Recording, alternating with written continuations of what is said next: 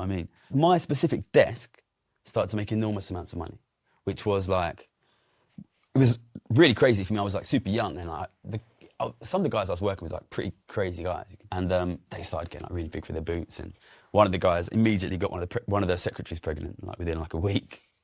What it meant was the amount of money we were getting paid just for sitting in our seats went up a lot, which meant that you could afford to lose a lot of money without it appearing like you were losing a lot of money.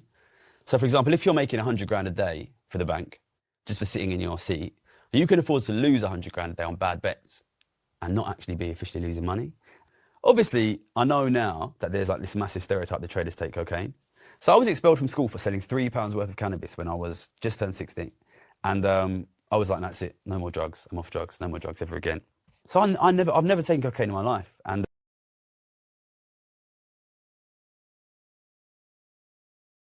telling you about other Jewish families in America that have managed to exert so much influence over the lives of you and I over several generations. Goldman Sachs family. In 19th century Bavaria, amidst the lush landscapes and quaint villages, a story of ambition, friendship and financial prowess took shape. It all began with a man named Marcus Goldman, whose journey ultimately led to the birth of a financial dynasty that shaped the very fabric of America's economy. Young Marcus Goldman was born into an Ashkenazi Jewish family on December 9th, 1821 in Trappstadt. His father, Wolf Goldman, was a humble farmer and cattle dealer. The Goldmans were hard-working, but they dreamed of something more. As the winds of change swept through Europe during the revolutions of 1848, Marcus Goldman made a daring decision. He decided to cross the vast Atlantic and embark on the treacherous journey to America, the land of opportunity. Upon his arrival in America, Marcus Goldman's name was transformed into its Americanized version. He started as a peddler, navigating the bustling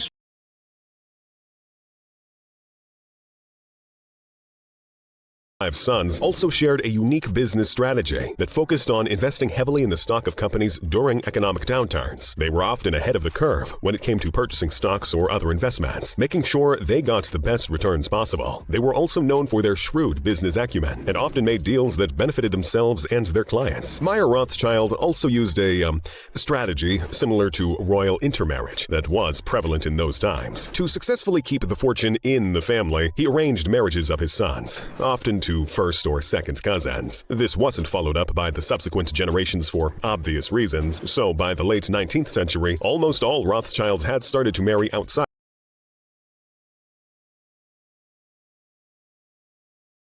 What have they found? One of the most interesting discoveries is a collection of letters from Galileo Galilei during his trial for heresy in the 1600s. These letters give us a clearer picture of the conflict between science and religion at the time, especially how Galileo's ideas challenged the Church. Another intriguing find is a series of secret diplomatic letters from Pope Pius XV. The person himself of Pius XII will come out in a different way, of course, because there are answers to questions that are open. During World War II, there has always been controversy about what the Pope did during the Holocaust. Was he silent, or was he secretly working to help people?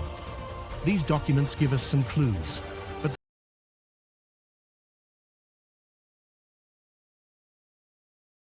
the evening's total price tag, according to newspaper reports, was enough to feed nearly 1,000 working-class families for a full year. Defenders noted that the ball stood to benefit the entire city. Critics begged to differ.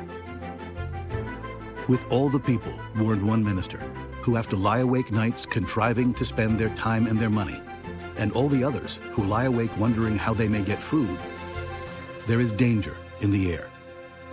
It was a fractious time in which a sense of desperation amidst growing wealth was emerging. Increasingly, workers begin to say, if I, as a member of this society, lack the ability to pay my bills and to feed my family, then I am not a free citizen of a healthy republic. I'm something